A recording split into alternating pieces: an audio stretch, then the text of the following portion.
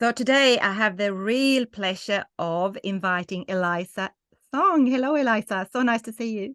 Hi, how are you, Viv? Great to be here. Yeah, yeah. I've been so excited. I've been waiting quite a few weeks now to meet with you. And now, Elisa, where are you in the world? So I'm in the San Francisco Bay Area, about 20 minutes south in California. Yeah, have you got some lovely hot weather as well? It is not too warm right now. We've been Mhm. unseasonably cold, and we've had a ton of rain here, since the winter. Wow. So Okay. I know I am really looking forward to warmer weather, Mm, more typical weather for for this yeah, summer. So we're not quite there yet. yeah. I'm sure we'll arrive. Now, Elisa, can you please tell me who are you? Yeah, so I am a mom. I mean, that's probably my most important role in this world. My kids are now um, tweens and teens. Kenzie is 13 and Bodhi is 11, about to turn 12 this summer. So they really define um, now, my goals and the legacy that I want to live and leave for them. Um, so that's really drives as a family. We have what we do always keeps in mind um, how this will help our well-being as a family, right? Mm, And I'm also an integrative pediatrician, so that I can really live in the way at home that I teach my patients. And so my kids, knock on wood, are super healthy. And some of that is, yes, we don't have many chronic illnesses that run in the family, but we have our fair share. And this is to hopefully teach the kids that no matter what is in your genetic history, we have the power to really influence how our genes express themselves, how our ultimate health outcomes. And we just want to move forward with positivity and with hope and with joy. And so how I live as a mom also informs how I am as an integrated pediatrician. I always, for the moms who are in my practice and also follow me online, it's really important that I not just give my perspective and knowledge as a functional medicine integrated pediatrician, but also give really practical tips, and have parents know that everything that I recommend is completely doable. It may not wow. necessarily be the easiest shifts to make, but Yeah. but they're doable because I do them in my home, and I Mm. support parents in doing them in their homes. So you're very hands-on with your practical advice. You live as a living example, pretty much. Yeah, Yeah. absolutely. Mm.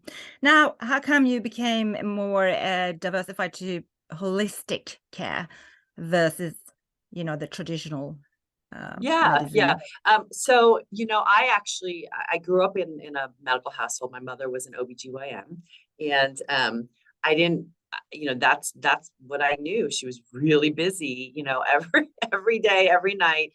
She'd be off in the middle of the night, at any time of the year, delivering babies. And um, we she always her office was attached to our house, so she always prioritized coming in and having dinner with us, which is, I mean, knowing the power of the family meal and the importance of future health for kids. I'm so glad that she did that. But she was busy, and I didn't see anything in medicine that I wanted to be a part of. So Wow. I actually had no intention of being a physician. Hmm. I did always know that I loved working with children and being around children. So I wasn't sure what my path was. When I went to Stanford as an undergraduate student, I actually thought maybe I'd be a teacher. Maybe Uh-huh. I'd be, and then I became really interested in advocacy for children. And so I decided I was going to go to law school and be a lawyer, be a children's advocate, work in Washington, D.C., lobbying for children's rights. And, I was a political science with a public policy, emphasis. And that was my route until it dawned on me that I would be doing amazing work for children, but I wouldn't necessarily be working with children. And that really was, something that was important to me. And so I decided, towards the end of my Stanford years, the summer between junior and senior year, I think I'm going to look at being a pediatrician again, but in a different way, because I had already, during that time, seen these flyers around campus for conference of the American Holistic Medical Association. I was like, what is holistic medicine? And when I learned, what holistic medicine could be, and I went to this conference, I thought, you know what, that sounds like something I could do, and it's informed my path ever since. I mean, it was often a lonely path, in the early 90s, when there really weren't a lot of physicians, pursuing integrative medicine. Um, it wasn't even called integrative medicine then; it was called complementary and alternative medicine. And Wow. now we know it's Right. not really Uh-huh. shouldn't be an alternative. It really should be a part of not throwing the baby out with the bathwater, understanding that there's a time and a place for conventional medicine, for prescription medicine, but there's also a lot of downstream unintended side effects that we need to understand, and how can we then use an integrative approach to really help kids thrive from the inside out. So anyhow, Mm. it's been kind of a curvy journey, but it's always been children first, and a more holistic approach. Wow, that sounds amazing. So you obviously love children, and then you want to be there for them, help them, and make sure they have the best start in life to thrive and become as happy as possible. That's so beautiful. Um, Now, what is the most common disease that you experience amongst children? Is there a general theme that can you see a pattern or something? Or I mean, nowadays we know that kids are suffering from many, many different chronic health Mm. concerns, and some of them are, quote, more mild, and some of them are more severe, like autoimmune illnesses. The issue is that for many children, they have persistent health concerns. They have concerns, maybe it's constipation, but it's not going away. So some would say, well, constipation is not severe. Yes, but if it's lasting for months to years, and the only option given by your physician is to be on Miralax, for decades, I would say that child is not optimally well, right? And so Mhm. we have this crisis of sort of unwell children, even if they're feeling okay, right? We should feel more than okay. We should feel Yeah. amazing. We should feel vibrant. Our kids should feel vibrant and be thriving. So, what are the most common? Nowadays, I would say really is mental health concerns. Hmm. Behavioral issues, sensory issues, kids who are quote, neurodiverse, but I would say nowadays neurodiversity is probably more common than being neurotypical. We have a crisis of mental health, all over the world, but in the States, we know, anxiety and depression, even, suicidal, ideation have really been a major, major influence on children's health, teenage health, and in fact, is really once you get to your preteen and teen years, a higher concern than the vast majority of other chronic health concerns. Now, that being said, we have also, this huge rise in kids with a category of illnesses called atopy. So eczema, asthma, allergies. There's just allergic march. So that is huge as well. So I don't, it doesn't. It's and it's all sort of interrelated.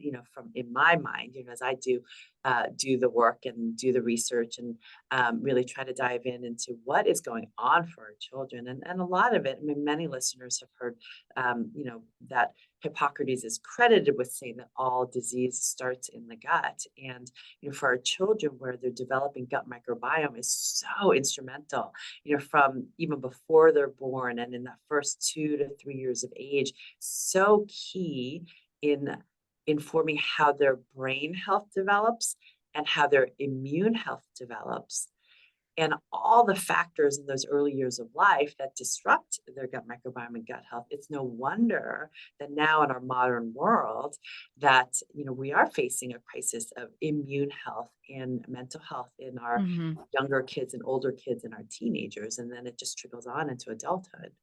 And what's the distraction, like what is the normal patterns or behaviors?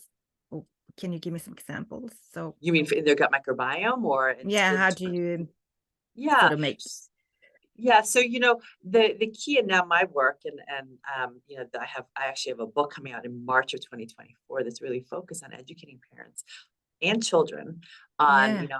how their gut health affects the way they think and feel and how they behave and how their immune system acts and really understanding how do we set the foundations of a healthy gut microbiome, and for most kids and adults, how do we address a gut microbiome that may already be dysregulated or disrupted. The major factors, so when we start from from the in utero, from even before you're born, and when babies are born and in the early stages of life, the factors that really impact their gut microbiome are, were they exposed to antibiotics? Whether it was, mom's getting antibiotics when she was pregnant for maybe a UTI or a sinus infection. Did the baby and mom receive antibiotics during delivery? Whether it's for mother's group B strep, positive status, or because it was a cesarean section birth, or maybe there were other complications, and also how the baby was fed. Was the baby formula fed or was the baby breastfed? And so all of those, and this is not to say, and go back and, for moms who, if you had a C-section or you needed antibiotics during delivery, or your baby was formula fed, that's okay. We start from there and we know, okay, those are factors that can disrupt the gut microbiome.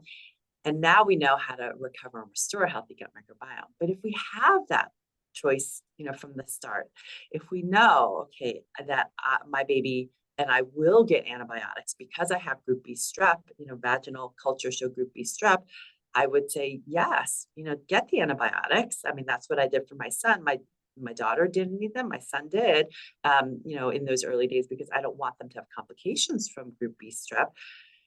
I was lucky enough to know that could, start his gut microbiome off to a less and, healthy, Mhm. optimal start in life. So I knew to take probiotics myself and to eat a gut nourishing diet, and, to really focus on supporting successful breastfeeding and to give him probiotics, from the start. And so I want parents to have that knowledge. And then if their babies are older, if you have toddlers or school age kids or teenagers, and you're thinking back, okay, yeah, they got antibiotics, however many times, or, psychological stress is a huge factor in disrupting the gut microbiome, or they're really, quote, picky eaters, and they only eat a handful of, ultra processed foods that can really wreak havoc on the gut microbiome. How do we teach our kids, and how do we, live in a way that can then restore resilience to their gut microbiomes? So that's the key, I think, to overall health. Mm. Whether or not it's, your child is suffering from, mental health concerns or behavioral concerns, or they have any immune system concerns, is really focusing on gut microbiome resilience. What are those foundations, no matter where you're starting from? And I read that today Americans consume about 60 to 80% processed food on a daily basis. Oh yeah. I mean, these ultra processed foods, and for, once your kids are in school, I mean, when they're little, I have a lot of parents who say, okay, my kids, they'll eat whatever I put in front of them, great vegetable eaters. And then all of a sudden something happens. And then maybe they're in preschool and there's, potlucks, and, there's this exposure to other foods that you didn't start off your kids with. And then for sure, once they're in elementary school, middle school, high school, in elementary school, I mean, some of our free lunch programs or free breakfast programs, my kids showed me. So we are fortunate enough to not need to use the free school breakfast and school lunch programming, but some parents, they need to, and some children, they need to, or they want to, and yet we are not doing a service for our children, for their brains and for their immune systems in their gut, by feeding them quote, multigrain frosted flakes for breakfast, which is an option, at our school. And so really understanding, how do we give our kids the best chance to be successful in the way that they want to be successful? Mm. And guaranteed no kid wants to be called out by their teacher, 50 times in a class for wiggling or touching their neighbor or going on the floor and not being able to sit still and pay attention. And I mean, the kids don't want that. Teachers don't want that. Parents don't want that. So now it's really up to, integrative pediatricians, functional medicine physicians, to help kids, parents, teachers connect the dots between what their kids are eating and behaviors. Or, I mean, no kid or parent wants their kid to be out sick, every other week with another thing, right? And so, connect the dots, make those connections so that. Do you see a lot of food addiction in children? There's certainly a lot of sugar addiction. There's certainly addiction to ultra processed foods. Ultra processed foods are foods that are, highly refined, go through many, many industrial steps and use many, many different, chemicals, even if they're natural chemicals, to make foods sweeter, saltier, greasier, essentially more addictive, so that you want to eat more of it. And you start craving that food. And food manufacturers, they fully are aware of how to make more food, how to make food processed in a way that kids and adults, their taste buds and their brains, get trained to want more and more and more and more of that. And so, it's Dr. really Joan doing. Yeah. I had Dr. Joan Ifland in my podcast, and she talked about this. The tobacco industry, now the processed food industry, has copied the business model, the addiction model. That's right. And, it's sort of this, now it's being masked as, healthy foods. You see on the front, high fiber, high protein, multi-grain, gluten-free, sugar-free. Well, that's the front of the box. I tell kids when I teach them how to read labels, just ignore what's on the front of the box. Parents, ignore what's on the front of the box. That is all labeling. It's the front of the cover, right? We teach our kids, don't judge a book by its cover. That is all to get you to look at the package and think, oh, maybe this actually is healthier for me. Because a lot of parents now and kids now are more savvy to the fact that, oh, okay, I don't want too much sugar. Maybe I don't want something with artificial dyes, but just because it's made with fruit doesn't mean that it's actually good for you. Yeah, and it's also been, scientifically proven now that processed food leads to depression. So do you think, obviously, we suffering a mental health crisis? Do you think that's partially due to we totally eating wrong foods? Oh, absolutely. In fact, they found that children who eat ultra processed foods, as toddlers, are more likely by the time they're in elementary school to have concerns for ADHD, behavioral concerns, mental health concerns. So absolutely, there's that link from, what kids eat in toddlerhood, even, through their behaviors and their mental health in elementary and even older ages.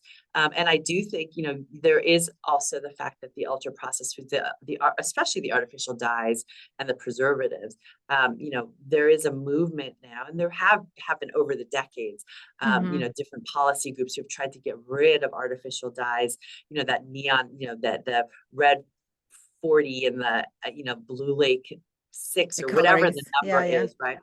Because we know that can affect children's brains. And in fact, in Europe, any foods that have artificial dyes or preservatives must have a warning label on it that food can adversely affect children's attention and behaviors. We don't have warnings like that in the States, but we should. And, now California, there's a move to try to get rid of some of these chemicals, but parents need to be aware.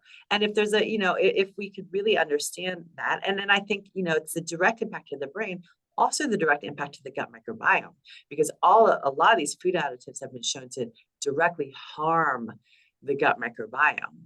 And any disruption to the gut microbiome, let's take antibiotics, for instance. And I always preface this with the fact that both my children had antibiotics when they were under a year of age, right? They needed to. My daughter had a urinary tract infection that, at a month of age, right? We don't want to risk not taking antibiotics. And my son had strep when he was 5 weeks of age. And so they had antibiotics. Now, again, I knew how to mitigate the adverse effects of the microbiome, but we know that antibiotics given in the first several years of life, and especially in the first 6 months of life, can significantly increase the risk of allergic diseases, asthma, eczema, hives, food allergies by the time kids are 4. And it can significantly increase the risk of any mental health concern in older kids and teenagers by up to 50%. And the more rounds of antibiotics, the higher the risk. So I say that not to instill fear, but so parents know, okay, you know what, if my child is suffering from anxiety or attention concerns or behavioral concerns, let's look at the gut. Because yes, they had antibiotics many times when they were kids, so maybe it's from that, and that's really the first place to start, with any health concern. Wow, that's amazing. I mean, most normal traditional doctors throw out antibiotics. It's very, very common. We're talking about it, being resistant to antibiotics because we overconsume it. Yeah. And then the side effects are terrifying. I didn't know this, that can have a massive impact on your gut health. And that then, of course, is this. Yeah, absolutely. And The door that's where, opener to, I mean, just understanding, and like I said, sometimes antibiotics are necessary, but unfortunately for children, some studies have shown that up to maybe 70% of antibiotics are inappropriately prescribed to children, maybe stronger than they need it, but oftentimes inappropriately prescribed for viral infections for which antibiotics aren't going to do a thing. And so being able to have that dialogue with your physician and asking questions, I mean, literally ask them, Doc, is this really necessary? Why ask that question? That seems like a silly question to ask, but studies have found that physicians are much more likely to write a prescription for an antibiotic if they believe that that patient wants an antibiotic prescription, even if they think that the situation, that the infection is viral and probably antibiotics aren't going to help. So just by asking the question and saying, hey, doc, can I ask you, is this really necessary? It's opening the door and letting that physician know, oh, maybe this mom doesn't just want the prescription and to get out the door, right? Which some parents do want that prescription. But if they know that you're one of the parents that really want to be judicious in your antibiotic use and really only use it when it's necessary, it can then set that physician's brain to going and collaborating and saying, you know what, there's a good chance that this is viral. Maybe we wait and see, right? So just, being able to advocate in that way and ask the questions is important. And dare to ask, a lot of people are scared to question someone with authority, but perhaps we should rethink that. And don't put too much trust ourselves. And right. We were talking before we started this interview about allergies. Are they on the rise amongst children?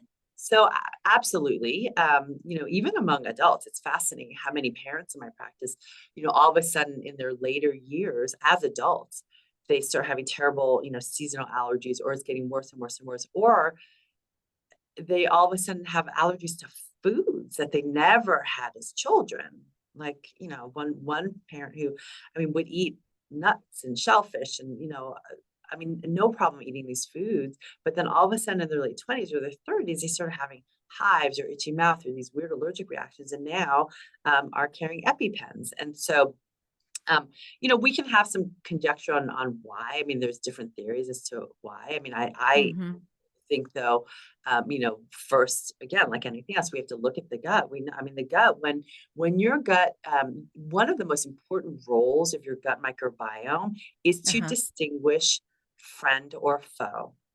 Is this food friend that I want to let into my bloodstream and absorb and digest and absorb and use the nutrients from that food? Or is this food foe? Is it something that I'm meant to attack, right? And so we're seeing a lot of this. And sometimes when your gut microbiome, because 70% of our immune system lies in our gut, and our gut microbiome is one of the most important parts of our immune system. When your gut decides this is foe and starts attacking that food or that bacteria or whatever it is, your immune system can then actually do the wrong thing and attack the wrong thing. And in attacking that food can actually attack a part of you, a part of your body that looks like that food or that bacteria or that virus or whatever it is. And we're talking processed food again, right? Yeah, it could be processed foods, or it could be a food that you shouldn't react to, like corn, or any other citrus, and then that triggers the wrong attack can trigger an autoimmune reaction. And so it still comes down to, how do I get my gut in order so that it recognizes these foods as something that's safe for me, right? Or recognizes these pollens, or whatever it is, as something that I shouldn't go on the offensive and attack. And so if we have a healthy gut microbiome with, a healthy balance and variety of different probiotic species, not a lot of abnormal, species in there. And I'm talking, not just bacteria, but, we know there are a lot of viruses in our gut, and yeast in our gut, and even some parasites that can help, that aren't all bad, right? So if we have that healthy mix, then our gut microbiome can tell our immune system, you got to settle down, right? This food is okay for us. And we heal the gut microbiome, we heal something called leaky gut. And a lot of times these allergies start to dissipate. Now, when anaphylactic food allergies are a little bit different. I mean, once you're at the stage where a food is anaphylactic, I would not tell a parent, of a child with anaphylactic food allergies to heal the gut and then just load your kid up with all of those foods. It takes a little more care working with an allergist. Some children will need allergy desensitization, to be able to be around those foods safely. But at the same time, working on their gut, healing that gut, can often help to reduce the reactivity to foods.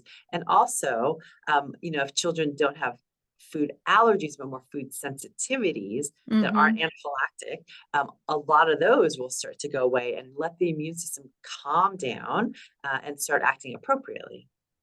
Wow. So the gut is really the center of everything, really. I mean,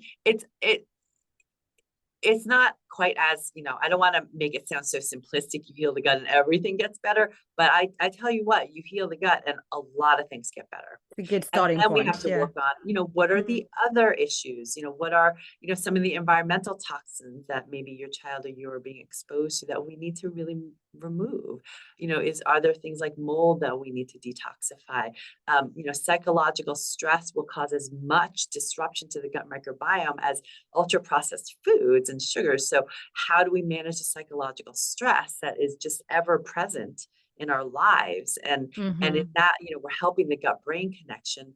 What comes first? When you heal the gut microbiome, it can make stress more manageable. But we also, over the years, learn patterns of managing stress that aren't the healthiest patterns. So then it's work on our part and our children's part to learn the breath work and the mindfulness, and doing some vagus nerve work, maybe if you're doing emotional freedom technique tapping or meditation, learning these tools so that our brain can learn new patterns that are healthier.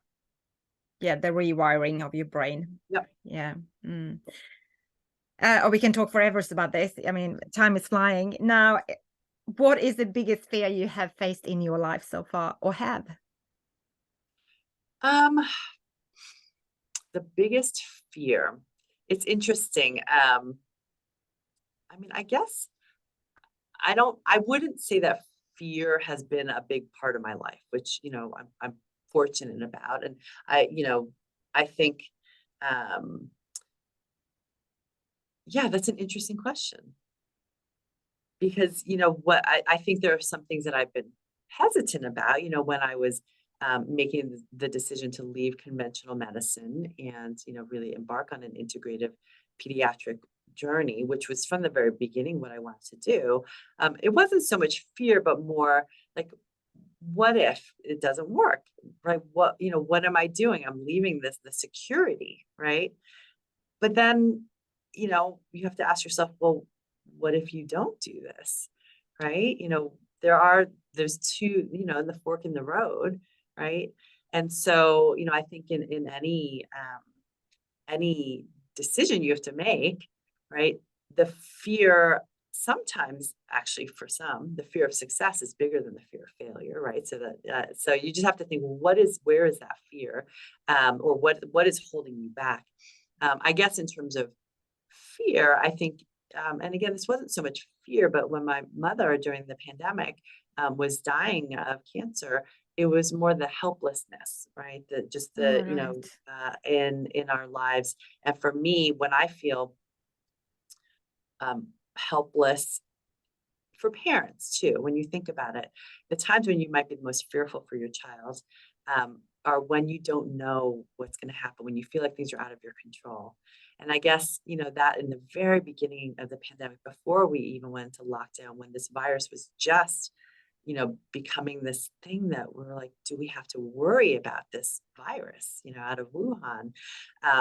And so in March, a couple of weeks before lockdown, my kids got COVID. And we didn't know what it was, and we couldn't even test for it. I was waiting for swabs. And I guess that one moment was the most fearful of my life, right? When my son got very sick and actually ended up in the hospital, with Right. all the signs of Ooh. what we know, back now know were the signs of heading towards MISC, multi-system inflammatory syndrome in children. And I remember, it's funny, interesting how life prepares you for these challenges. In February, I started having fear about this virus, right? February of 2020. Didn't know what was going on. My patients were afraid, family was afraid. And when I have fear, I dig down and do the research. So I dug in my heels. I did all the research I could on, we knew it was a corona type virus, right? Did all the research I could from a functional medicine standpoint. What do we know about sepsis? What do we know about cytokine storm? What do we know about supporting your immune system? And I wrote this huge, long article, what an integrative pediatrician wants you to know about coronavirus. And at that point, it wasn't called COVID-19. WHO gave a name for it later. And, literally within half an hour, that our website almost crashed because that article went, I hate to say the word viral, Viral. no pun Yes. intended, but, Yeah. it's had, over 1.4 million views, but it was so quick because the fear. And when you have the fear, you need to know. So that prepared me when my son was going through this, and I just knew, okay, his oxygen's dropping, something is not right. He was getting really sick. And I'm like, what is going on? And when And I he's realized, 13 or well, at that time he was 8. Right. right. 8 Yeah. years old. And Yeah. so, Very so I young. was equipped because I knew what supplements to give, I knew when to go to the hospital. I knew all of these things, and thankfully fully recovered, no complications now. But that is, when you have fear like that, as a parent, you want to get knowledge, right? Knowledge truly is power. And same thing with my mom. It was the fear, just not knowing what we could do to help support her. Right. And so, yeah, I guess that's a roundabout way of saying to Yeah. moms and dads, parents, when you are afraid, when you fear something about your child's health or something that's going on with your child, then do the research. Try to find a pediatrician to collaborate with, hopefully an integrated pediatrician that can help you help open your eyes to maybe different tools that that you hadn't thought of. Different ways of thinking that might support your child's health from the inside out, so that they can really, really heal from what's going on and move forward and thrive. Thank you so much for sharing that. Very personal. Now, where do you hope we are in 10 years in the world from now, from your viewpoint? In 10 years, I hope that all kids and parents understand what it means, why it's so important, and what it means to have a healthy gut microbiome. And I want all children to understand how to choose foods that are serving their brains and their bodies and their immune system. And with that, my mission is to help kids understand how to be, quote, gut heroes, right? So be a gut hero, learn how to read packages like a gut hero, learn how to live like a gut hero, so that every choice that they make, they understand they're being gut heroes so that they can help their brains be happy, their immune systems be strong, and their bodies be as healthy as possible. And we can do that as children and parents. And when that happens, we automatically start voting with our dollars, choosing foods that aren't ultra processed, choosing packaged foods that are minimally processed and don't have all of those, added additives that the food industry then can listen and say, look, the market is not there. Right? We need to start making foods that are truly defined as healthy, and children and families can understand what that means for them. Absolutely. And not choosing profit first. Perhaps health should be the values.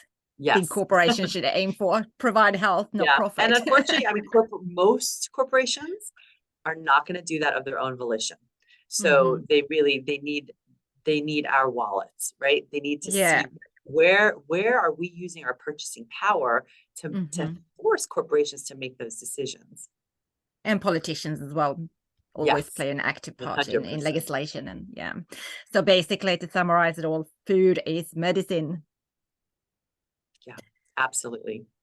Thank you so much, Elisa. It's been absolutely so wonderful to hear you and meet today, and the love, your eyes are sparkling. I can see your passion. You certainly are on a big mission, and you love it. I can tell.